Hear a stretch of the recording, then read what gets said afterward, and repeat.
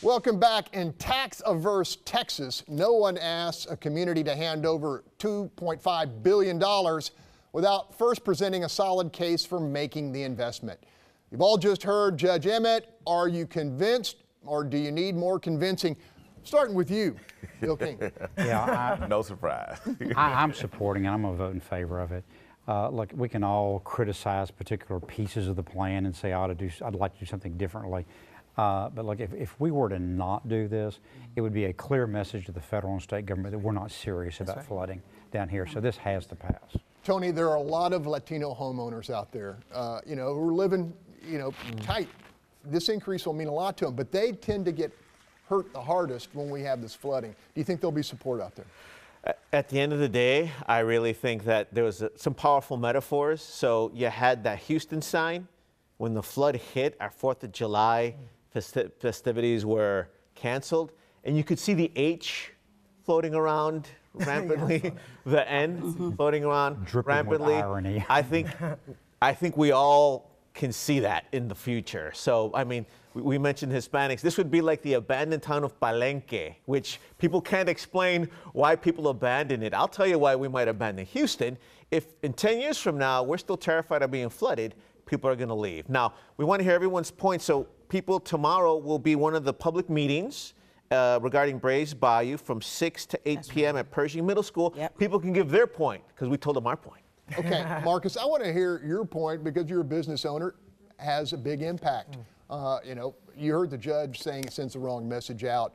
What are your thoughts here? Well, I think Tony hit the nail on the head when he says 10 years from now, because during our most recent flood, we looked at what we didn't do 10 years ago. And we don't want to be back in that same predicament. We cannot continue to push this down the field. We can't continue, and I'm glad that this appears to be something that both sides of the field can agree on, because it's important and it can be devastating and detrimental to our city and its potential. Okay, Tomaro. In the future, we've had Maryland only flood. We've had Huntington Bayou only flood. We've had Sims Bayou only flood. Harvey was an equalizer. It didn't miss anybody, any area, any time. It is imperative, as Bill said, that we do something, because not only will it show the feds, but it will show the future of Houston. We said we want to be the 3rd largest city. People will stop coming if they see that whatever they invest, whatever they build, whatever they love, will be obliterated in a day. So I hope that all who have seen this will support this. Nyanza. So I'm thinking, my only question is $2.5 billion enough? Nope. I don't think it is. I believe that we're going to be back here when we need more money, but at the same time, I want to just say, with the flooding on the 4th of July, can we finally for once say congratulations to Mayor Turner for us being able to be prepared and ready for the unseen and unexpected, because we had no deaths that we are aware of, and we also had no people that were drowning inside of their cars. We had safety zones on the streets. We had emergency numbers. It seems like the mayor was out there right in front. That man of Alpha Phi Alpha did it. Thank you, Mayor. Our brother. Okay, Bob Price, does this investment make sense to you?